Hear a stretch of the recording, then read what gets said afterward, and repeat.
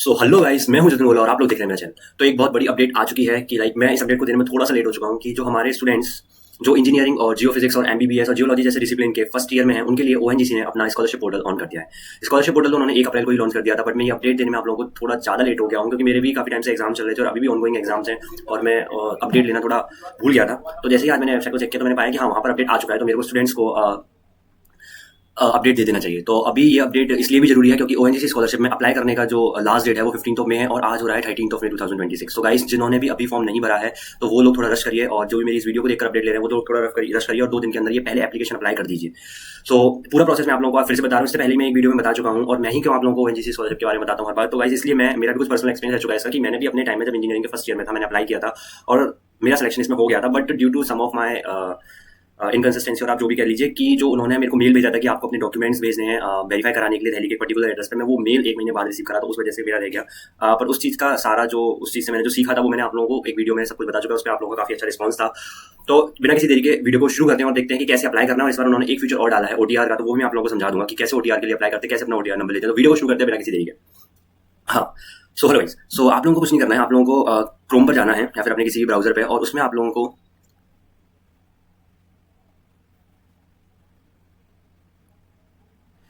तो आप लोगों को कुछ नहीं करना है, आप लोगों को अपने किसी भी ब्राउजर पे जाना है। मैं क्रोम पे जा रहा हूँ और उसमें आपको टाइप करना है ओएनजीसी स्कॉलरशिप, तो आ जाएगा यहीं पे ओएनजीसी स्कॉलरशिप। तो जो आपको एक यहाँ पे ऑफिशियल वेबसाइट दिखेगी oncScholar.org करके, उस पर आप लोगों को क्लिक करना है। तो आप देख सकते हैं यहाँ पे पूरा अपडेट आ चुका है कि ONGC merit scholarship academic year 2025-26 में। आप लोगों को एक बात बता दूं कि ये जो स्कॉलरशिप ऑन का पोर्टल ऑन हुआ है, ये सिर्फ उन स्टूडेंट्स के लिए है जो अभी 2025 में जिन्होंने इंजीनियरिंग में एडमिशन लिया था, जो अभी अपने फर्स्ट ईयर में ऑनगोइंग है, मतलब एमबीबीएस इंजीनियरिंग और जियोफिजिक्स जियोलॉजी और बाकी जो डिसिप्लिन हैं उनमें जो अभी फर्स्ट ईयर में है ना, तो उनके लिए है। तो जो 2026 में जो एडमिशन अभी लेने वाले जिनके भी काउंसलिंग स्टार्ट नहीं, तो वो लोग ये ना सोचे कि इन्होंने इतनी जल्दी पोर्टल क्यों खोल दिया। आप लोगों के लिए पोर्टल अगले ईयर ऑन होगा या फिर दिसंबर में ऑन होगा, तो आप लोगों के लिए भी ऑन होगा। अभी उनके लिए जो ऑनगोइंग अपने सेकंड सेम में होंगे शायद वो स्टूडेंट्स अभी, तो ये उनके लिए है। तो आप लोगों को कुछ नहीं करना है, इसमें मैं आपको सारी एलिजिबिलिटी क्राइटेरिया बता देता हूँ कि कैसे। तो आप लोगों को यहाँ पे अप्लाई स्कॉलरशिप पे क्लिक करना है, तो जिसमें से आपकी जो भी कैटेगरी है वो आपको सेलेक्ट करनी है। जैसे कि हम लोग अभी ओएमएस स्कॉलरशिप ओबीसी कैटेगरी से हूँ, तो मैं यहाँ पे सेलेक्ट करूंगा ONGC scholarship for OBC category UG 2025-26।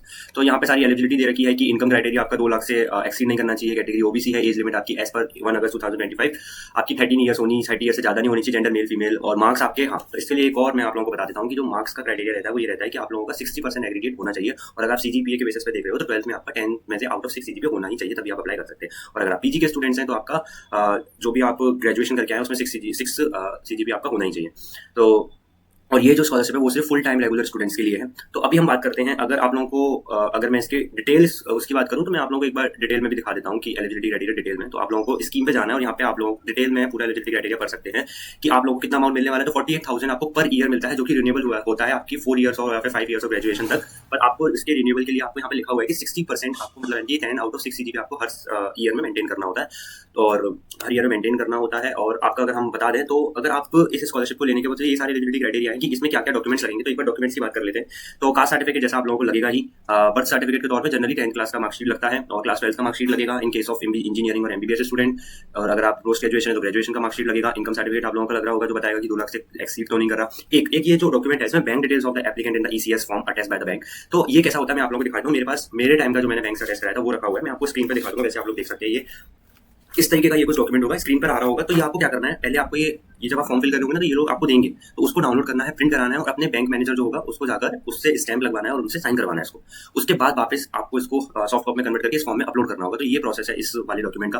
Pan card अगर आप लोगों का हो तो ठीक है लगा देना, और नहीं हो तो फिर एक टेंटेटिव डेट देते हैं ये कि उस डेट तक आप अप्लाई करके पैन कार्ड आ जाए, उस डेट तक आप ये लोग इसमें पैन कार्ड अपलोड कर दीजिएगा।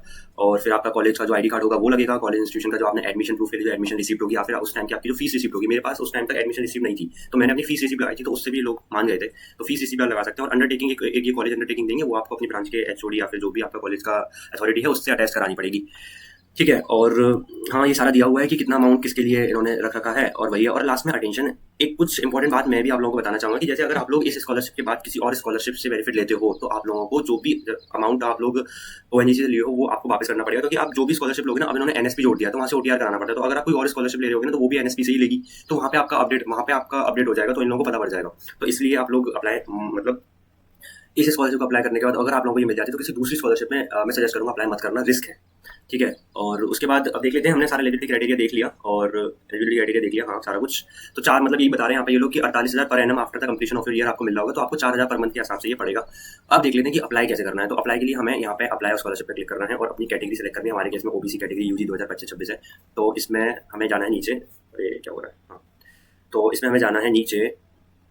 तो यहाँ पे देखिए, जब तक आप ओटीआर वहाँ से एनएसपी पर रजिस्टर करके जब तक आप अपना ओटीआर जनरेट करके यहाँ पे फिल नहीं करेंगे, जब तक आपका अप्लाई बटन जो नीचे अप्लाई बटन आएगा यहाँ पे वो एलिजिबल नहीं होगा, वो ऑन नहीं होगा। तो आपको एंटर ओटीआर पे क्लिक करना है, यहाँ पे अपना ओटीआर डालना है। अब मैं आप लोगों को बताता हूँ ओटीआर कैसे जनरेट करना है। आपको कुछ नहीं करना, क्रोम पे जाना है और यहाँ पे लिखना है एनएसपी। एनएसपी यानी कि नेशनल स्कॉलरशिप पोर्टल, पहला ही जो आएगा वो एनएसपी ही आएगा।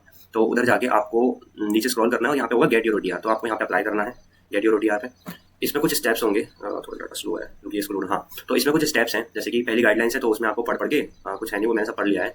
तो कुछ ऐसी वो नहीं है कि जिसको आपके लिए रिग्रेट हो, तो आपको इसको टिक करके नेक्स्ट बढ़ना है। अब इसमें क्या करना है, नेक्स्ट स्टेप में अपना मोबाइल नंबर डालना है। मैं आप लोगों को डाल के दिखाता हूँ। तो यहाँ पे अपना आपको मोबाइल नंबर डालना है। तो जैसे आप अपना मोबाइल नंबर डालेंगे तो आपके मोबाइल पर एक ओटीपी आएगा, मोबाइल नंबर डालेंगे ओटीपी आएगा, उस ओटीपी को आपको यहाँ डालना है। अब आपको आधार कार्ड का नंबर डालने के बाद एक कुछ स्टेप्स हो रहे हैं वो फॉलो करना है। तो आपका ओटीआर नंबर यहाँ पे मिल जाएगा। जैसे आपको अपना ओटीआर नंबर मिल जाए तो आपको फिर से आ जाना है, तो आपको फिर से आ जाना है यहाँ पे और यहाँ पे अपना ओटीआर नंबर जो है ना वो डाल देना है ना। अपना यहाँ पे आधार नंबर डालना है। आप क्योंकि आपने आधार से ओटीआर जनरेट किया है तो आपको अपना आधार नंबर यहाँ पे डालकर जो भी आपका है 5755 जो भी है वो डाल के, और जो ओटीआर आपका जनरेट होगा 14 डिजिट का ये नंबर होगा एनएसपी से मिलेगा, वही जो मैंने आपको बताया वो डाल देना है और यहाँ पे आपको एंटर कर देना है। तो उसके बाद भी आपको क्या करना है, यहाँ पे I have read all the guidelines. उसके बाद यहाँ पे जैसे आप करेंगे ओटीआर फिल कर देगा तो यहाँ पे एक अप्लाई नाउ का बटन जो है ना वो एलिजिबल हो जाएगा। तो अब ये स्कॉलरशिप भरने के बाद जब आप लोग ये सारे डॉक्यूमेंट्स वगैरह फिल कर देते हैं, अब लास्ट डेट आ रही है तो गाइस थोड़ा जल्दी कर लेना है ना। ये सारे डॉक्यूमेंट्स हैं जो आप लोगों को लगेंगे है ना। तो आज मैं तो कहूँगा कि आप लोगों को आज और कल 14 तक कर देना चाहिए सारा काम अप्लाई। और मैं बता देता हूँ अपना पर्सनल एक्सपीरियंस। तो आपको जब ये स्कॉलरशिप अप्लाई कर दो, और जो लोग कर चुके हैं उनके लिए मेरा यही सजेशन है ना, उनके लिए मेरा यही सजेशन है कि गाइस मेरे केस में तो मैंने मिस्टेक की थी, अप्लाई करने के बाद मैंने मेल चेक करना भूल गया था।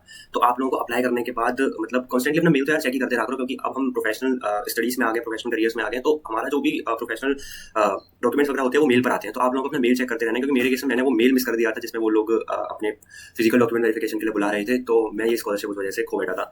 तो आप लोगों को अगर आपका सिलेक्शन होगा तो आपको मेल आएगा, एक सिलेक्टेड बच्चों का एक मेल आता है, तो वो मेल आपको बताएगा एक एड्रेस और जहाँ पे आपको अपने डॉक्यूमेंट जो है ना वो पोस्ट करने होंगे बाय डाक, है ना। तो चेक करते रहना।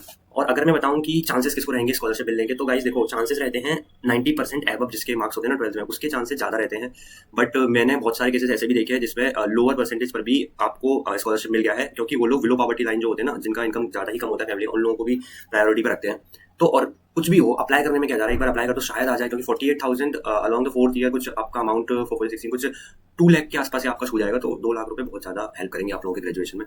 तो यही था। और बहुत सारे मतलब जो मेरा पुराना वीडियोस पे बहुत सारे स्टूडेंट्स होते हैं, किसी को स्कॉलरशिप मिल चुका है, उसका रिन्यूअल कैसे करना है, उसकी प्रॉब्लम, तो बहुत सारे लोग मेरे से शेयर करते रहते हैं अपनी प्रॉब्लम। मैं सबका लगभग मैंने अब तक जितने भी लोगों ने मेरे से हेल्प मांगा मैंने सबका रिप्लाई दिया, सबका हेल्प दिया कमेंट सेक्शन में। तो आप लोगों को भी अगर कोई दिक्कत आ रही हो तो आप कमेंट सेक्शन में बता देना। मैं अपने एंड से सारी पॉसिबल हेल्प आप लोगों की करता हूँ, करता आया हूँ और करता रहूँगा। तो बस यही था एक छोटा सा अपडेट, और इससे कनेक्टेड विद दिस चैनल और मोर प्रोफेशनल अपडेट्स और कॉलेज लाइफ के अपडेट्स आते रहेंगे। तो मेरा भी कल एग्जाम है, बट मेरे को लगा भी बच्चों को अपडेट करना ज़्यादा जरूरी है, तो मैंने ये छोटा सा अपडेट डाला। एडिटिंग इस वीडियो में नहीं है, वॉइस थोड़ी क्लियर हो सकती है, तो यार उसके लिए थोड़ा मैनेज कर लेना। और हाँ, जल्दी से अप्लाई कर दो यार प्लीज। मिलते हैं नेक्स्ट वीडियो में।